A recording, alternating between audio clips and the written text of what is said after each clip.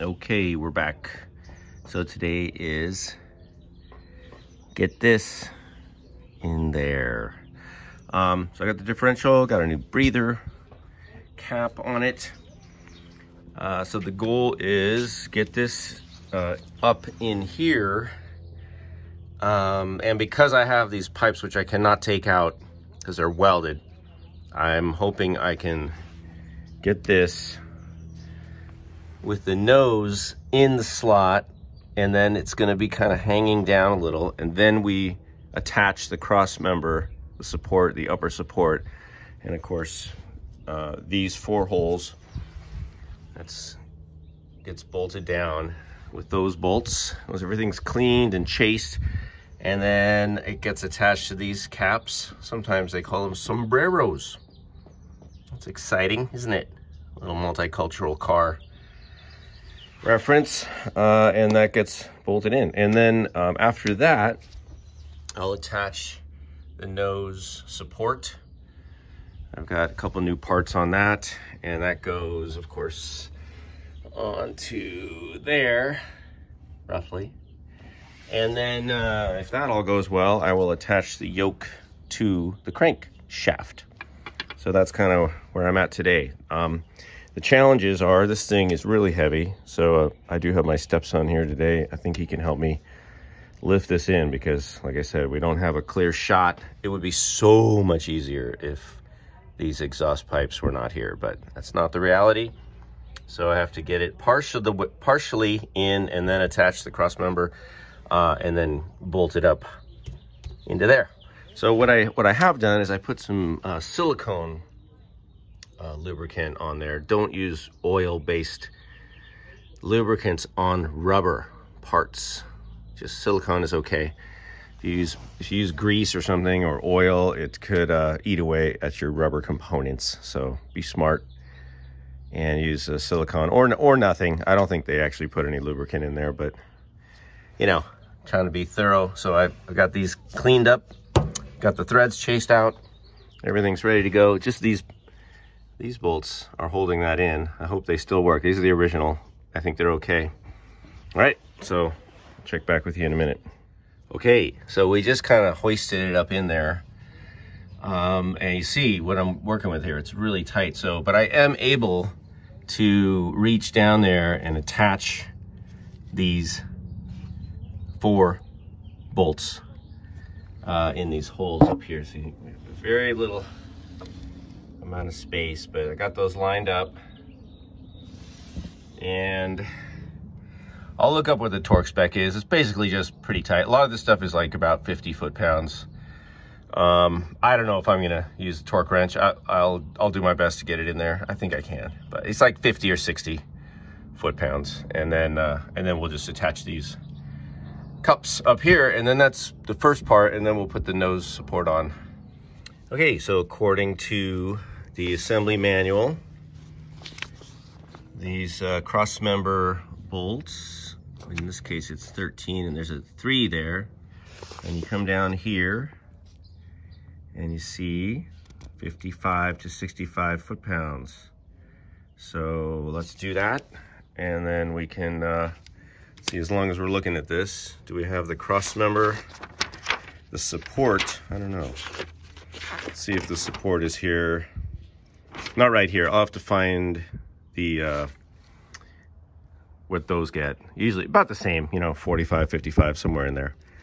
So I'll find that and let you guys know. All right, here is the torque spec for the cross support. So there's only one reading here, but you see here is the number 1, and we go down here again, 55 to 65. So just the same thing. I'm going to do 60. And this one is on the page. It's about the frame assembly.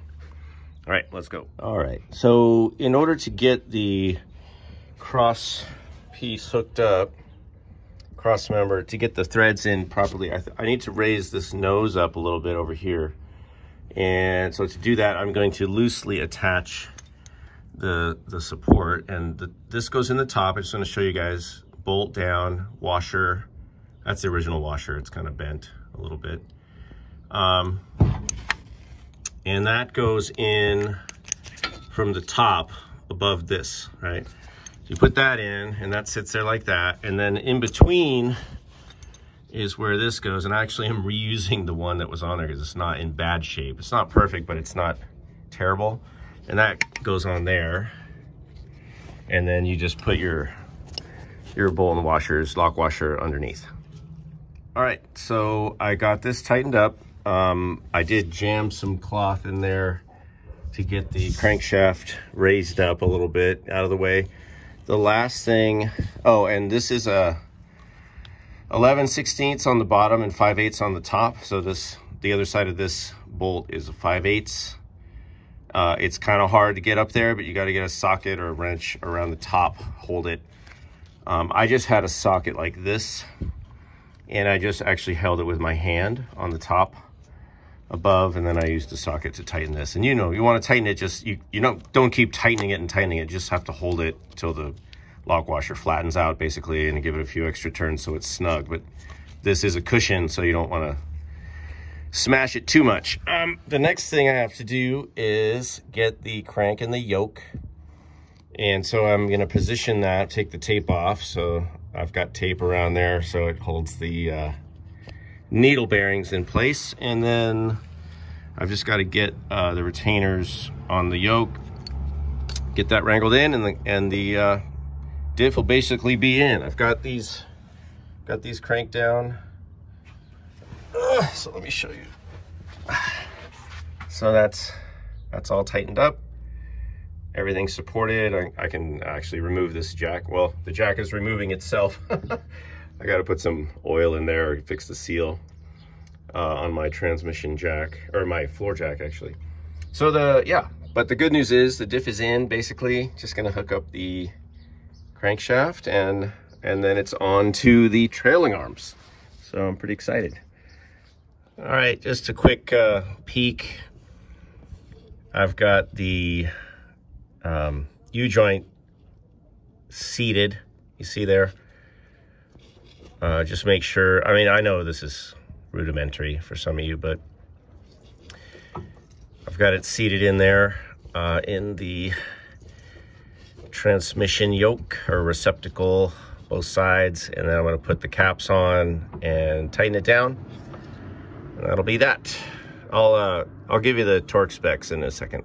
All right, so according to the assembly manual, here's the crankshaft bolt to the transmission yoke, and it's saying number 5 right there. So we come over here. 5 is 12 to 17 foot-pounds, so pretty light. I guess that would be just kind of a light, medium hand tighten. So I might just do that by hand.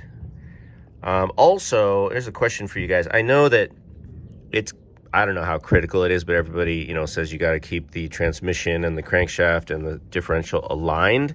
And even here it says align paint marks. Well, guess what? I have no more paint marks. I don't know. How much of an issue is this going to be? Some people say, I'll probably get some vibration if you don't line up the crankshaft. I mean, it is going in a circle, so I'm assuming you need to have these all hooked up to balance it anyway. There's no way to just do it, separately. So I do need to probably get my transmission rebuilt. And so once I get this back together, and I'm not racing around. I'm not going to drive that much on the freeway.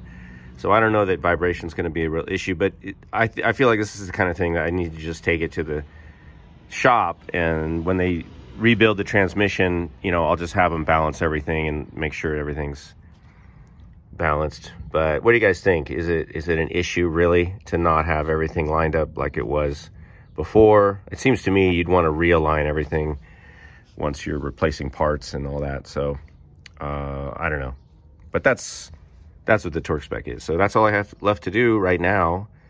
I'm going to do that, and thanks for watching. And let me just give you a quick look.